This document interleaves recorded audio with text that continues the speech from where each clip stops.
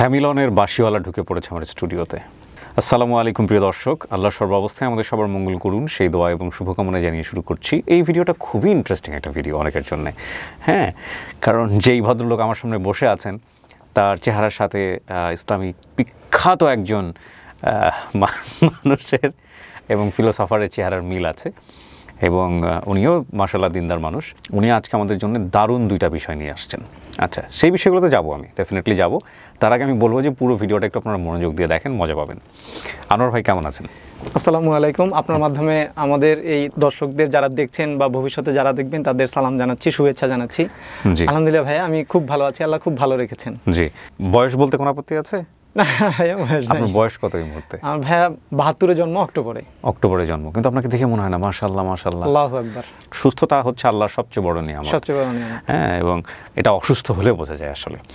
তো আনোয়ার ভাই, আজকে আমরা কি নিয়ে গল্প করব তার আগে একটু আপনার সম্পর্কে আমাকে একটু বলেন। আপনি কোথায় জন্মগ্রহণ করেছেন বা কি অবস্থা? আমার দেশের বাড়ি টাঙ্গাইল, আমি টাঙ্গাইলে জন্মগ্রহণ করেছি এবং আমার মনে আছে আমি জন্মগ্রহণ করার পরে অল্প কিছুদিন আমি গ্রামের বাড়িতে ছিলাম। এরপরে আমার বাবা ঢাকায় একটা চাকরি পেয়ে যান জনতা ব্যাংকে, সেই সূত্রে ঢাকায় ট্রান্সফার হয়ে আসি। আমাদের প্রথম ঢাকায় বাস ছিল হলো ঢাকা ভূতের গলি, এটা ওয়ারির কাছাকাছি কোনো একটা জায়গা, এবং সেখানে আমি ক্লাস 1-এ ভর্তি হই। স্কুলটার নামও আমার মনে আছে, ভজহরি শাহ স্ট্রিট স্কুল। আচ্ছা, এবং সেখানে আমার মনে আছে যে ক্লাস 1-এ আমি ভর্তি হই এবং ক্লাস 1-এ কোনো এক অঙ্ক টিচার আমাকে বলেছিলেন যে এই বাবুরা তোমরা এই অঙ্কটা কে ব্ল্যাকবোর্ডে করতে পারবা? তখন আমি হাত তুলে বলেছিলাম যে আমি করতে পারবো।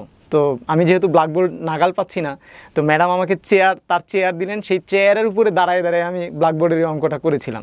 আচ্ছা, ফাইনাল পরীক্ষায় আমার যখন রেজাল্ট আসলো তখন আমি রেজাল্টে ফার্স্ট হলাম। আমি এই রেজাল্ট শিট নিয়ে যখন বাসায় গিয়েছি তখন আমার গ্রামের বাড়ি থেকে দাদি আমাদের ঢাকা শহরে বেড়াতে এসছেন। দাদি আমাকে জিজ্ঞেস করলেন রেজাল্ট কত? তাই বললাম যে দাদি আমার রোল নাম্বার 1 হয়েছে। দাদি এটা দেখে মানে আমার উপরে খেপে গেলেন। সবাই 50-60 করে নিয়ে আসে আর তুমি সারাদিন পড়াশোনা করে 1 নিয়ে আসছো। আমার এতে খুব মন খারাপ হলো। আমি ভাবলাম যে 1 হওয়াটা বোধহয় অপরাধ। পরে সন্ধ্যার সময় বাবা এসে যখন বিষয়টাকে বুঝিয়ে বললেন তখন আসলে উনি বললেন যে হ্যাঁ, 1 হওয়াটাই। সেখান থেকে মনে হয় যে ওই যে ব্ল্যাকবোর্ডে আমি অঙ্ক করেছিলাম, সৃষ্টিকর্তা হয়তোবা সেখান থেকে আমার ভিন্ন কিছু হয়তোবা লিখে রেখেছিলেন, তার পরিকল্পনা ভিন্ন ছিল। সো বর্তমান সময়ে এখনো লিখে চলেছেন এবং খুব সুন্দর সুন্দর লিখেন। সেই লেখার কিছু উদাহরণ আজকের এতে থাকবে এবং আপনাদের জন্য খুব উপকারী একটা ভিডিও। কিন্তু আমি সারপ্রাইজ হয়েছি, আপনি হাতে বাঁশি নিয়ে ঢুকেছেন স্টুডিওতে। সেই জন্যই বলছিলাম যে হ্যামিলনের বাঁশিওয়ালা ঢুকে পড়েছে আমাদের স্টুডিওতে এবং বেশ কয়েকটা বাঁশি আমি দেখতে পাচ্ছি আপনার বাম পাশে। একটু বলেন তো আমাকে বাঁশির গল্পটা একটু বলেন তো। বাঁশির গল্পটা হলো, আমি যখন ক্লাস 8-এ পড়ি, আমরা তখন মিরপুরে শিফট হয়ে এসেছি। মিরপুরের এই 12 নম্বরটা ছিল তখন সেই সময়কার মানে একটা একদম লাস্ট এন্ড। সন্ধ্যার পরে এখানে কোনো গাড়ি টাড়ি আসতে চাইতো না, একদম সন্ধ্যার পরে একদম অজপাড়াগাঁয়ের মতো একটা মানে সিচুয়েশন ক্রিয়েট হয়ে যেত। তো ওই সময় সন্ধ্যার পরে কখনো কখনো ইলেকট্রিসিটি চলে গেলে সো সব রাস্তায় বেরোয় আসতো, সবাই একতলা বাড়ি, জয়েন্ট কোয়ার্টার। সো ওই সময়ে এক ভদ্রলোক সন্ধ্যার সময় কারেন্ট চলে গেছে, ভ্যানের উপরে বসে বসে বাঁশি বাজাচ্ছে। আচ্ছা, তো আমি তখন তার কাছে গিয়ে জিজ্ঞেস করলাম যে ভাইয়া আমি এটা শিখতে চাই। তো উনি বললেন যে এটা শেখার কোনো কিছু নাই, তুমি বাঁশি কিনে ফুয়াইতে থাকো, এই শব্দটা আমাকে বললেন। বেসিক্যালি উনি ছিলেন হলো ওই সিমেন্টের দোকানে সিমেন্ট ডেলিভারি দিতেন, বাসায় বাসায় সিমেন্ট, বালু, ইট ডেলিভারি দিতেন এবং সন্ধ্যার পরে তার কোনো কাজ ছিল না, উনি এই কাজগুলি করতেন। আচ্ছা, তো আমি তখন ওই ঝোলার বাঁশিওয়ালা খুঁজতে থাকলাম এবং যা খুঁজে তাই আসলে পেয়ে যায়। তো আমি ঝোলার বাঁশিওয়ালা খুঁজে পেয়ে ওখান থেকে 10 টাকা না 15 টাকা দিয়ে আমি বাঁশি কিনে ফুয়াইতে থাকলাম।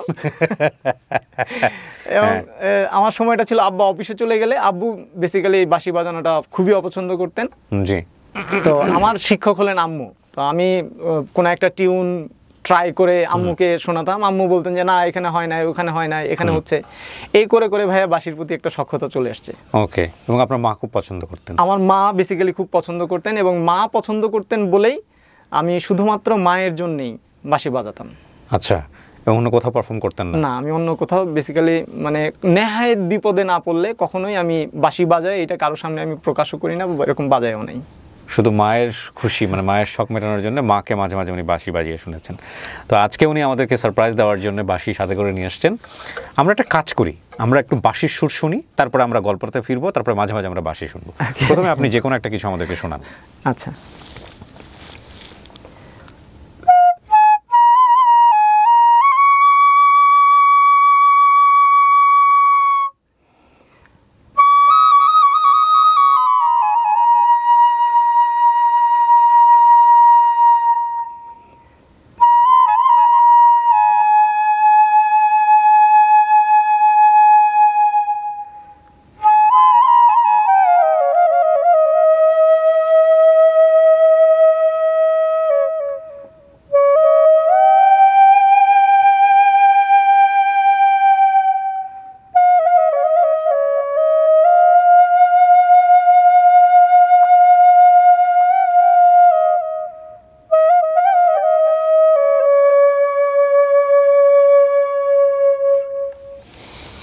কি সুন্দর না, অসাধারণ অসাধারণ। কত বছরের সাধনা?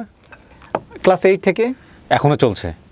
এখনও চলছে, কিন্তু রিসেন্টলি আমার আম্মু বৎসর 2 হলেন মারা গিয়েছেন। তো বাঁশি আমার টেবিলে থাকে অযত্ন অবহেলায়, যেহেতু মা নেই আর বাঁশিটা এভাবে ধরা হয় না। আপনি কোথাও কোনো স্টেজে গানের সাথে কখনোই পারফর্ম করেন? আমাকে অনেকেই রিকোয়েস্ট করেছেন তার দলে বা ব্যান্ড টিমে বা বিভিন্ন জায়গায় বাজানোর জন্য, আমি সবিনয়ে তাদেরকে ফিরিয়ে দিয়েছি।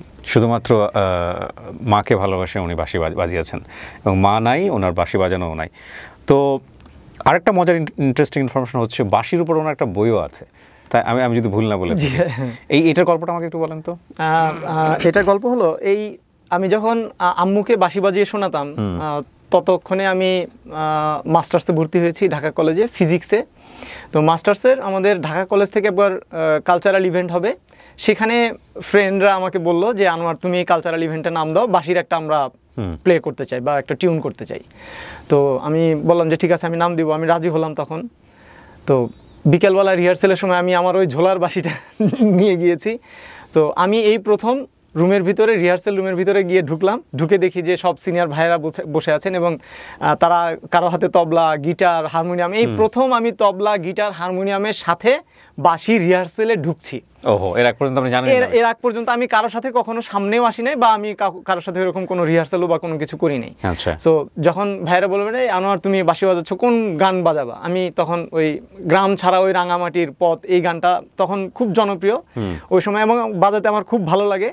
তো আমি যখন প্রথম লাইনটা শুরু করলাম, গ্রাম ছাড়া ওই রাঙামাটির পথ, শুধু এই লাইনটুক আমি হারমোনিয়াম, তবলা, গিটারের সাথে মিল পেলাম।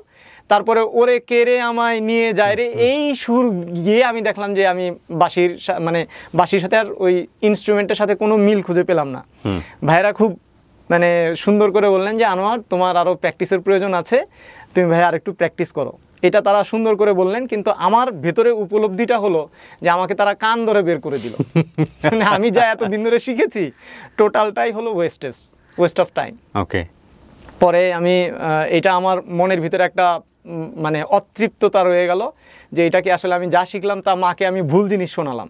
পরে ওস্তাদ খুঁজতে খুঁজতে আমি পেয়ে গেলাম, উনি শেখ আবু জাফর, বিটিভির শিল্পী, উনি এখনও বিটিভিতে কর্মরত আছেন। তো উনার বাসা ছিলেন হলো এজিবি কলোনিতে। আমি মিরপুর থেকে প্রতিদিন প্রতি সপ্তাহের শুক্রবার দিন, বন্ধের দিন, উনার বাসায় গিয়ে এই লেকচার নিয়ে আসতাম। উনি হাতে ডায়েরিতে আমাকে ওই নোটেশনগুলি লিখে দিতেন। আচ্ছা। তা হাতের লেখা পড়তে আমার কাছে খুব সমস্যা হয়, এই জন্য বাসায় এসে আমি ওই পুরো নোটেশনগুলি টাইপ করে ফেলতাম। তো এইভাবে প্র্যাকটিস করে করে 6 মাস যখন হলো, তখন ওস্তাদ আমাকে বললেন যে আনোয়ার এখন তোমার রেগুলার আসার দরকার নেই, তুমি মাসে একবার করে আসো অথবা 2 মাসে একবার এসে আমাকে জাস্ট এই রিহার্সেলগুলি দেখাই যাও, এগুলি তুমি রেগুলার প্র্যাকটিস করবা। তখন আমি আমার যে লেকচারগুলি ওস্তাদ দিয়েছিলেন এগুলি অলমোস্ট মোটামুটি টাইপ করা হয়ে গেছে। এই লেকচারগুলি প্র্যাকটিস করলে মোটামুটি বাঁশির কাজ হয়ে যাবে। আমি ওস্তাদকে তখন ওই লেকচার শিটগুলি দিয়ে বললাম যে ওস্তাদ আপনি যে কষ্ট করে লিখে দিচ্ছেন, এই শিটটা যদি আপনি সবাইকে দিয়ে দেন প্রিন্ট আউট করে নিলে, তাহলে আর আপনার লিখা লাগবে না। ওস্তাদ এতটাই অনুপ্রাণিত হলেন এবং খুশি হলেন, এর সাথে ওস্তাদ দায়িত্ব নিয়ে ওই পুরো লেকচার শিট সহকারে তার সাথে আরও আনুষঙ্গিক জিনিসপত্র যোগ করে সুন্দর একটা বাঁশির বই তৈরি করে ফেললেন, বাঁশুরি গুরু নাম দিয়ে। ওই বাঁশুরি গুরু তৎকালীন সময়ে বাঁশির জন্য একমাত্র বই ছিলেন। এবং মজার বিষয় হলো বাংলা একাডেমির সাথে আমরা গিয়েছিলাম, আমাদের তত টাকা পয়সা ছিল না। বাংলা একাডেমির আমরা একটু সাহায্যের জন্য গিয়েছিলাম। বাংলা একাডেমি বলেছিল যে এই বাঁশির বইটা আমাদেরকে দিয়ে দাও, এটা রিসার্চ টাইপের বই হিসাবে আমরা পাবলিশ করব, আমাদের কোনো সত্ত্ব এখানে থাকবে না, মানে ফুল সত্ত্বটা তারা নিয়ে নিবে। তো ওস্তাদ বললেন যে আমরা নিজেরাই করব। আমাদের পরে আমরা স্টুডেন্টরা মিলে কিছু ফান্ড কালেক্ট করে ওই বাঁশির বইটাকে তৈরি করেছি। একমাত্র বই এখন পর্যন্ত? একমাত্র বই। ওকে, ভেরি ইন্টারেস্টিং। কিন্তু আমরা আরো বইয়ের গল্প নিয়ে এসেছি এখানে, সেটা আরো বেশি ইন্টারেস্টিং। উনি বাঁশি বাজান, ওনার ক্যারিয়ার হলো অন্য। আপনি ক্যারিয়ারের শুরুর দিকে কোথায় ছিলেন? শুরুর দিকে আমি যমুনা সেতুতে চাকরি করতাম। সেখানে এই ডেটা অ্যানালিসিসের কাজ, হিসাবগুলিকে সুন্দর করে করার জন্য আমি যখন যমুনা সেতুতে ইন্টারভিউ দিতে যাই, ওরা এতটাই অনুপ্রাণিত হয়েছে, ওখানে আমাকে রুমের মধ্যে আটকাই ফেলছে, আমাকে রুম থেকে বেরোতে দেয় নাই। তখন আমি ঢাকায় থাকি। ঢাকা থেকে এটা বলতেছি ভাইয়া 2000 সনের কথা, 99-2000 সনের কথা। আচ্ছা, ডাটা অ্যানালিস্ট হিসেবে। তো ওরা একজন লোক খুঁজছিলেন যে স্টোরের অ্যাডমিনের পুরো দায়িত্বগুলি এখানে হিসাব করতে পারবে। ওখানে ভাইয়া যদি বলি, প্রায় 15,000 আইটেম ছিল স্টোরে, মানে টাকার ভ্যালুতে প্রায় 1 কোটি টাকার মতো। যমুনা সেতু তখন মাত্র উদ্বোধন হয়েছে এবং ওই সময়ে সমস্ত মানে যে কোনো মন্ত্রী মিনিস্টার গেলে একবার করে ওখানে ঢু দিতেন যে সমস্ত হিসাব টিসাবগুলি ঠিক মতো আছে কিনা, টাকা পয়সার চেক অ্যান্ড ব্যালেন্স হচ্ছে কিনা, স্টোরের জিনিসপত্রগুলি আছে কিনা। তারা একজন বিশ্বস্ত ডেটা অ্যানালিস্ট খুঁজছিলেন। তো আমাকে পেয়ে গেলেন, ওখানে আমাকে রুমের মধ্যে আটকে দিয়ে বলতেছে এখানে অ্যাপয়েন্টমেন্ট লেটার সাইন করা নিলে আপনাকে বেরোতে দিব না। তো আমি ঢাকায় বাবা মায়ের কাছে অনুমতি নিয়ে পরে ওখানে জয়েন করি। ওটা আপনার ফার্স্ট ক্যারিয়ার? ওটা আমার ফার্স্ট ক্যারিয়ার। এবং তখন আমি মানে কম্পিউটারে আমার যা আমি মানে এতদিন পার্সোনালি প্র্যাকটিস করেছি, ওইখানে গিয়ে আমি অফিসিয়ালি এটাকে অ্যাপ্লাই করার সুযোগ পেলাম। ওকে, ঢাকা কলেজ থেকে ফিজিক্সে মাস্টার্স করেছেন, কিন্তু আপনি কাজ করলেন সারা জীবন কম্পিউটারের উপরে। কম্পিউটারের উপরে, ইটস ভেরি ইন্টারেস্টিং। হ্যাঁ, দুটো বই নিয়ে এসেছি আপনাদের জন্য, দুটো বই দেখলে আপনারা বুঝতে পারবেন। একটা হচ্ছে সহজে শিখি মাইক্রোসফট অফিস, মোহাম্মদ আনোয়ার হোসেন ফকির। দুর্দান্ত একটা জিনিস। হ্যাঁ, এটা সবার মানে ওই যে কম্পিউটারের বাইবেল হিসেবে সবার কাছে রাখা উচিত। আরেকটা হচ্ছে গ্রাফিক ডিজাইন, এটাও ওনার লেখা। হ্যাঁ, অসাধারণ দুটো বই, এবং এই বইয়ের মাঝখানে একদম ছবি দিয়ে দুর্দান্তভাবে বর্ণনা করা আছে। আমি সেটাতে পরে যাচ্ছি। এই দুটো বইয়ের কথা আপনারা মনে রাখেন। তার আগে ওনার ক্যারিয়ার নিয়ে আমরা কথা বলছিলাম। জি, তো ওখানে আপনি কত বছর কাজ করে পরে শিফট করলেন কোথায়? ওখানে প্রায় 4 বছরের মতো কাজ করেছিলাম। যমুনা সেতুর আমার এটা ধারণা ছিল না, ওইটা একটা প্রজেক্ট বেস কাজ ছিল। প্রতি 5 বছর পর প্রজেক্ট চেঞ্জ হয়, ওনার চেঞ্জ হয়, পুরো সিস্টেমেটিকভাবে চেঞ্জ হয়ে যায়। সো ওইখানে যখন প্রজেক্ট শেষের দিকে চলে আসে, তখন একটা ট্রানজিশন চলে, মানে নতুন একটা টিম এসে টেক ওভার করছে, এই টিম হ্যান্ড ওভার করতেছে। আমার আসলে ওই ট্রানজিশনের মধ্যে কোনো অভিজ্ঞতা ছিল না। সো প্রজেক্ট শেষ হওয়ার আগেই আমি ওখানে জব সুইচ করে ঢাকায় চলে আসি, এবং ঢাকায় এরপরে রবি আজিয়াটা লিমিটেডে জয়েন করি, যেটা আগে ছিল হলো অ্যাক্টেল নামে পরিচিত। রবিতে জয়েন করি, তখন আমার দায়িত্ব ছিল অ্যাডমিনের, মানে পুরো বাংলাদেশে প্রায় 300টা ট্রান্সপোর্ট ছিল আমাদের, কিছু রেন্টেড, কিছু রবির ওন্ড। সো এই ট্রান্সপোর্টেশনগুলির maintain, fuel consumption, data analysis সব কিছুই আমার দায়িত্বে ছিল একটা নির্দিষ্ট সময় পর্যন্ত। তখন আরও ব্যাপক পরিসরে আমি ওই ডেটা অ্যানালিস্টের কাজগুলি এখানে আরও প্র্যাকটিস করার সুযোগ পাই। কত বছরের ক্যারিয়ার হলো রবিতে আপনার? রবিতে ভাইয়া 13.5 বছর। 13.5 বছর। ওখান থেকে আপনি যে এই যে এখন আপনাকে সবাই যেভাবে চেনে, খুবই রিনাউন্ড একজন ট্রেনার, এই শিফটিংটা কিভাবে? ছোট্ট একটা উদাহরণ দিয়ে বলি, তাহলে আরও জিনিসটা অনেক ইজি হবে। যেমন প্রত্যেকটা প্রায় অর্গানাইজেশনেই অফিস আওয়ারের পরে ডিউটি করলে সেটাকে ওভারটাইম হিসাবে ক্যালকুলেট করা হয়। তো তখন আমি দেখি, আমি টেকনোলজি ডিভিশনে এক ভদ্রলোক এক্সিকিউটিভ, যিনি এই টেকনোলজি টিমের ওভারটাইমগুলি হিসাব করে ফিন্যান্সে ফরওয়ার্ডিংয়ের কাজটা করেন। জি। তো প্রায় এখানে 400-450 এমপ্লয়ি আছে, তার ভিতরে দেখা যাচ্ছে যে 150 এমপ্লয়ি আমরা মোটামুটি ওভারটাইম করি। তো প্রত্যেকেই টাইমশিট জমা দেয়, in time, out time, manually এগুলি লিখে। সো উনি ম্যানুয়ালি হিসাব করে এটাকে আবার টপশিট করে ফিনান্সে পাঠিয়ে দেয়। ফিনান্স কিছু র্যান্ডম চেক করে সেটার বিল ফরওয়ার্ড করে। তো এখন এই ম্যানুয়াল চেক করতে গিয়ে 1 মাসের ওভারটাইম দেখা যাচ্ছে যে প্রায় 3 মাস 4 মাস লেগে যায় সেটার ডিসবার্স হতে। এবং ওখানে যদি কোনো একটা ভুল পায়, ফিনান্স আবার মানে ব্যাক করে দেয়, এটা আবার রিচেক করে পাঠিয়ে দিতে হয়। তো আমি দেখলাম যে এটা শুধুমাত্র এক্সেলের ইন টাইম, আউট টাইম যদি আমি ঠিকমতো বসাতে পারি, বাকি ক্যালকুলেশনগুলি অটো করে দেব এবং পুরো সামারিটা একদম নিখুঁতভাবে করে দিবে। সো ওই কাজটা করে দিলাম। ওই এক্সিকিউটিভের মানে 1.5 মাসের কাজ হয়ে গেল 1 ঘন্টার কাজ।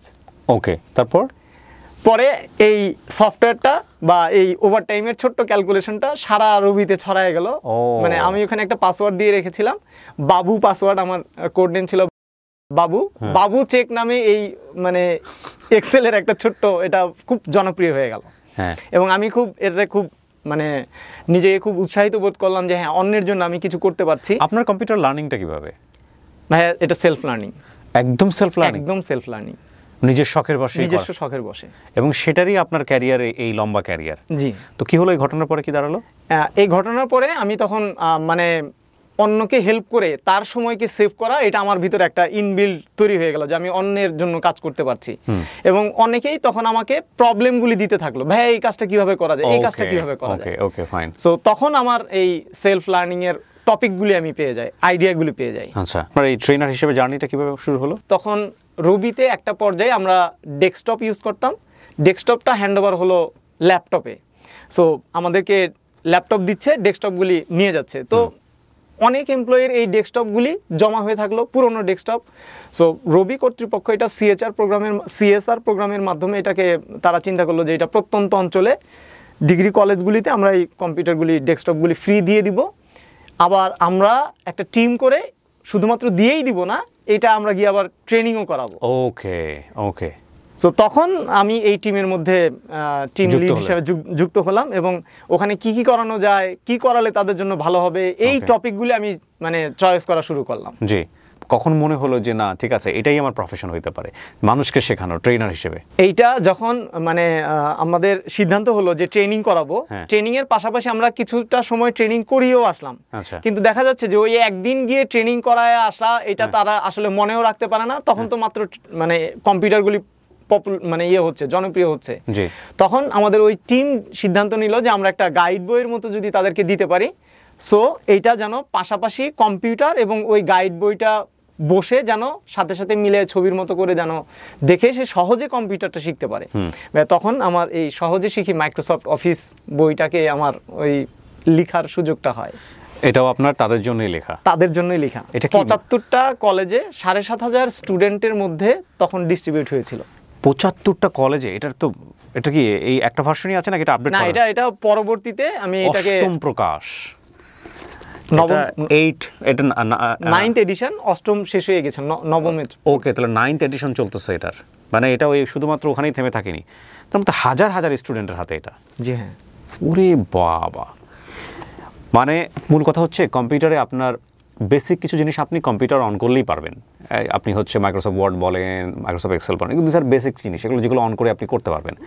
কিন্তু এগুলোতে একটু প্রফেশনাল লেভেলের কাজ করতে চাইলে এই বইটা আপনার জন্য একটা বিশাল সহায়ক হতে পারে। আর অফিস ছাড়া তো আসলে কোনো কিছুই, আপনি ম্যাক ইউজ করেন আর উইন্ডোজ ইউজ করেন, যাই কিছু করেন না কেন, আপনার মাইক্রোসফট অফিস লাগবেই। পাওয়ার পয়েন্ট প্রেজেন্টেশনও লাগবে, আপনার এক্সেলও লাগবে, গ্রাফিক্সও লাগবে, সব কিছু লাগবে। আমি একটা খুব সুন্দর একটা জিনিস আপনাদেরকে বলি, কে কত কোয়ালিটিফুল সেটা আসলে সিভি দেখে বোঝা যায় না। সেটা বোঝা যায় হচ্ছে সে যখন একটা পাওয়ার পয়েন্ট প্রেজেন্টেশন দেয়, তার পাওয়ার পয়েন্ট প্রেজেন্টেশনের গ্রাফিক্স, তার পাওয়ার পয়েন্ট প্রেজেন্টেশনের লেখা, এগুলো দেখেই বোঝা যায় যে আসলে মানুষটা কতটা স্কিল। সো আমার মনে হয় যে এটা একটা দুর্দান্ত বই হতে পারে আপনাদের জন্য। এটা পাবে কিভাবে ওরা, যারা আজকের এই ভিডিওটা দেখে, এটা অদম্য প্রকাশ বাজারে নিয়ে এসছে বাই দ্য ওয়ে, এটা কালেক্ট করতে চাইলে কিভাবে পাবে? দামও কিন্তু বেশি না, মাত্র 590 টাকা, তাও তো বোধহয় 20% করে বা 30% করে ডিসকাউন্ট আছে। জি, কোথায় পাবে এটা? অদম্য প্রকাশের পেজেও পাবে, রকমারিতেও, এটা রকমারি.com-এও পাওয়া যাবে। আচ্ছা, সো আপনারা এটা, আর গ্রাফিক ডিজাইনটা আমি বলবো যে গ্রাফিক ডিজাইন হচ্ছে এখন মানে কম্পিউটারে কাজ করতে গেলে এটা বেসিক, এটা শিখতেই হবে। হ্যাঁ, এটার কোনো বিকল্প নাই। তো আপনার কাছে পাশাপাশি মনে হলো যে অফিসের পাশাপাশি আপনি একটা গ্রাফিক্সটাও, ডিজাইনটাও লিখে? এই কারণে মনে হলো যে আমি যখন কম্পিউটারটা শিখছি, প্রফেশনালি কম্পিউটার শিখছি, ধরেন পাওয়ার পয়েন্ট প্রেজেন্টেশনের কথা বললেন, ডেটা অ্যানালিসিস করার পরে আমি যদি পাওয়ার পয়েন্টে নিয়ে আমার অ্যাপ্রুভাল অথরিটির কাছে সঠিক ইনফরমেশনটা প্রেজেন্ট করতে না পারি, আমার কিন্তু অ্যাপ্রুভালটা ডিলে হবে। এটা অর্গানাইজেশনের টপ, যদি আমি সিএফওকে বলি, সিএফও যদি এমডির কাছে থেকে অ্যাপ্রুভালটা না আনতে পারে, তাহলে অর্গানাইজেশনের গ্রোথটা কিন্তু থেমে যায়। এখন ওইখানে আমি গ্রাফিক্যালি যে জিনিসটা পাওয়ার পয়েন্টে প্রেজেন্ট করছি, তার আসলে চার্টের মধ্যে কোন কালারটা হওয়া উচিত, কতটুকু বড় হওয়া উচিত, লেখার ফন্ট কেমন হওয়া উচিত, প্রফেশনালি জিনিসটাকে যখন আমরা বড় অডিয়েন্সের সামনে প্রেজেন্ট করি, তখন এই সিম্পল নলেজগুলি আমাদের অনেক বড় কাজ বা সময়কে অ্যাপ্রুভালকে বা সিদ্ধান্তকে সহজ করে দেয়। জি। সো যখন আমি ওই একটা ঘাটতি ফিল করলাম, তখন আমার কাছে মনে হলো যে এইবার সময় হয়েছে গ্রাফিক্স ডিজাইন সম্পর্কে, গ্রাফিক্সের রুলস রেগুলেশন সম্পর্কে একটু জানার। জি। সো ভাইয়া সেই মানে উদ্দেশ্যটাকে সামনে রেখেই এই গ্রাফিক ডিজাইনের মৌলিক জিনিসগুলিকে এখানে নিয়ে এসেছি। বইয়ে একটা ছোট্ট উদাহরণ আছে ভাইয়া। জয়নুল আবেদিন স্যার উনি একবার ফরাসিতে মানে ফ্রান্সে গিয়েছিলেন কোন একটা ইভেন্টে জয়েন করার জন্য। ওখানে গিয়ে সমস্যা যেটা হয়েছে সেটা হলো কোনো একটা হোটেলে গিয়ে কি খাবেন সেটা উনি ইংলিশে বলছেন, বাংলায় বলছেন, যে কোনোভাবে বলছেন, ওদেরকে বোঝাতে পারছেন না। সো একদিন 2 দিন পরে উনি যখন মানে মূল জিনিসটা চাচ্ছেন না, ওদের খাওয়ার কোয়ালিটি বা আমাদের খাওয়ার চাহিদা একটু ভিন্ন রকম। সো শেষমেশ উনি আইডিয়া আবিষ্কার করলেন যে কাগজে স্কেচ করে একটা গরুর ছবি এঁকে গরুর পেছনের রানটাকে টান দিয়ে চুলার উপরে বসাই দিয়ে ওখানে বলেছে যে গরুর পেছনের রানের আমি ভুনা খেতে চাই, গরুর মিল্ক মানে দুধের ওখানে দিয়ে টিয়ের কাপের মধ্যে দিয়েছে দুধ চা খেতে চাই। সো এই জিনিসগুলি যখন সে উপস্থাপন করে দিলেন, উনার ভাষার কমিউনিকেশনটা কিন্তু সহজ হয়ে গেল। সো একটা ছবি, একটা ডিজাইন অনেক কমিউনিকেশন করে দেয়, অনেক প্রাণবন্ত করে, অনেক ইজি করে। So graphic design must. আমি 2টা বইয়ের কথা বলি। একটা হচ্ছে গ্রাফিক ডিজাইন, এটাও আমাদের এই আনোয়ার হোসেন ফকির ভাইয়ের লেখা, অদম্য প্রকাশের। ডেফিনেটলি 2টা বই অদম্য প্রকাশের, আপনারা রকমারি থেকে কালেক্ট করতে পারেন, অদম্য প্রকাশের ফেসবুক পেজ থেকেও কালেক্ট করতে পারেন, আমি লিঙ্কটা দিয়ে দিব। হ্যাঁ, সো এটাও মাস্ট। আর এইটাও, এই 2টা বই আপনারা পড়েন আর না পড়েন সংগ্রহে রাখেন, আমি আপনাদেরকে বলবো। হ্যাঁ, সংগ্রহে রাখতে বলবো এই কারণে যে আচ্ছা, আবার বাই দ্য ওয়ে, এগুলো সংগ্রহে রেখে জমা করে রাখলে লাভ নাই, এগুলো আপডেট ফর্ম কিছুদিন পর আসতে থাকে। বাট যতই আপডেট আসুক না কেন, এগুলো বেসিক, এবং এগুলো শিখলে যত বেশি আপডেট আসুক না কেন ধারাবাহিকতা থাকে। কম্পিউটার কিন্তু এমন না যেটা আপনি আজকে শিখেছেন একটা কিছু, 2 বছর পরে ল্যাপটপে হাত দিয়েছেন, কিছুই খুঁজে পাচ্ছেন না, সব কিছু অমিল। বিষয়টা এরকম না। আপনি যাই শেখেন না কেন, 2 বছর পরে আপডেট আসবে ডেফিনেটলি, কিন্তু ওই আগেরটার সাথে একটা যোগসূত্র ডেফিনেটলি থাকে। সো আপনি এটা কালেকশনে রাখেন, এটা আমি আপনাকে পরামর্শ দিব। সো 3টা পাশে নিয়ে আসছেন আপনি, আমাদের গল্প একটু শোনাইছেন, কি শোনাবেন এখন? ভাইয়া বলেছিলাম যে মা আসলে খুব বাঁশি পছন্দ করতেন। মা দীর্ঘদিন অসুস্থ ছিলেন। যখন অসুস্থতা একদম মানে আম্মু হাল ছেড়ে দিচ্ছেন, আমরাও চরম লেভেলের চেষ্টা করে যাচ্ছি মাকে নিয়ে। মায়ের আসলে মূল প্রবলেমটা ছিল হলো রোদ্রের আলোতে যেতে পারতেন না, ডায়াবেটিস ছিল, হাই প্রেশার ছিল, অনেকগুলি বয়স কেন্দ্রিক যে সমস্যাগুলি হয়। মা একদিন আমাকে ডেকে বললেন যে আনোয়ার, অনেকদিন বাঁশির আওয়াজ শুনি না, সো একটা বাঁশি যদি আমাকে বাজায় শোনাও। তাই বললাম, মা তুমি কোন গানটা শুনতে চাও? তো বললেন মা নিয়ে কোনো একটা গান। মাকে শুনিয়েছিলাম, ওটাই মায়ের জন্য আমার শেষ গান। এরপরে মা দুনিয়া ছেড়ে চলে যান আর কি। মানে মাকে আর কখনো শোনানো হয়নি? মাকে আর, এটা শুনেছেন মা, কিন্তু এরপরে আর আমি মানে এই গানটা খুব খুব কষ্টদায়ক একটা গান। ওই গানের ভিতরে একটা লাইন ছিল, যেদিন তুমি থাকবে না মা সেদিন আমার হবে কি, সুখে থাকি দুঃখে থাকি কাহার আসবে যাবে কি। এখন আমি সুখে আছি বা দুঃখে আছি, এই বিষয়টা মা যেভাবে অনুভব করতেন, আর মা না থাকার কারণে এখন আমি বুঝি যে এইটা সেইভাবে আসলে কেউ উপলব্ধি করে না। সো আপনার মাধ্যমে আমি দর্শকদের বলতে চাই, যাদের মা হায়াতে জীবিত আছেন, অন্ততপক্ষে মা বাবার প্রতি যত্নশীল হওয়ার জন্য শোনান আমাদেরকে। জি, আমি একটু সেই গানটাই চেষ্টা করছি, যদিও অনেকদিন ধরে রিহার্সেল নাই আর কি।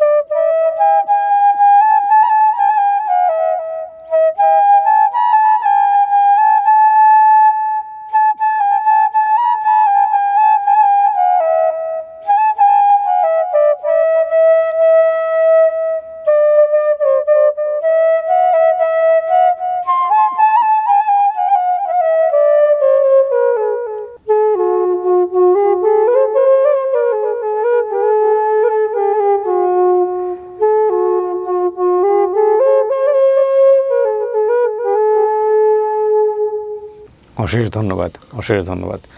মায়ের মতো আপন কেহ নাই। ওকে, আমরা একেবারে শেষের দিকে চলে এসেছি। অনেক ধন্যবাদ, খুবই চমৎকার একটা ফ্রেন্ডলি আড্ডা হলো।